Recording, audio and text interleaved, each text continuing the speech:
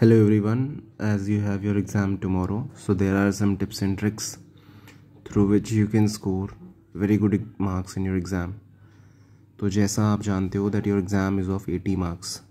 अब 80 marks हमारे 3 sections में divided हैं, जैसा कि मैं क्लास में बताता रहा हूँ, reading section, writing and grammar और लिटरेचर.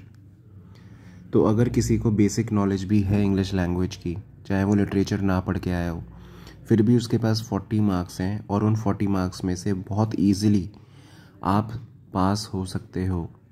बस थोड़ा सा अवेयरनेस, कॉन्शियस होकर और केयरफुल होकर एग्ज़ाम अटैम्प्ट करना है.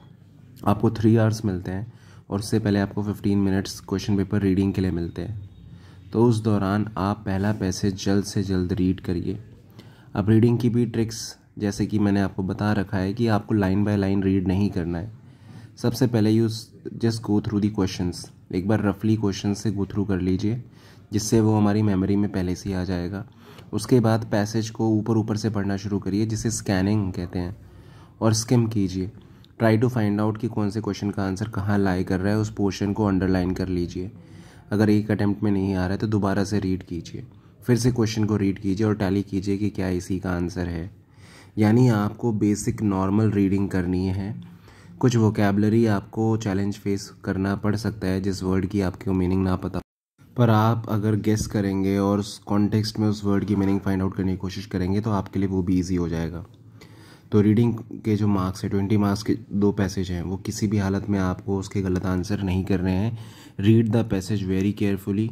उसको 2-3 बार अच्छे से रीड करिए और आंसर्स को करेक्टली आइडेंटिफाई करके करेक्ट क्वेश्चन के आगे उसका आंसर फाइंड लिखिए. इसके बाद आते हैं राइटिंग सेक्शन पे.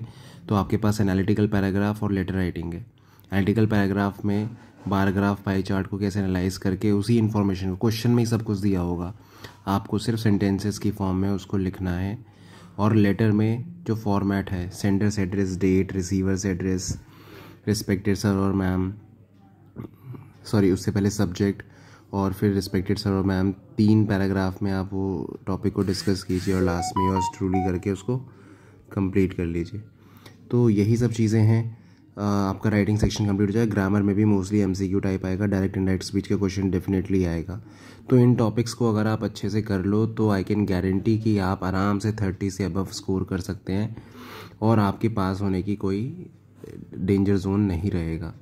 इसके बाद लिटरेचर में जो भी हर चैप्टर के मैंने आपको 5 से 6 मेन क्वेश्चंस कराए हैं, उन क्वेश्चंस को अच्छी तरीके से बाय वर्ड लर्न कर लीजिए और अपना थोड़ा एनालिसिस लगा करके आप उसको लिटरेचर पोर्शन में ऐड कर सकते हो.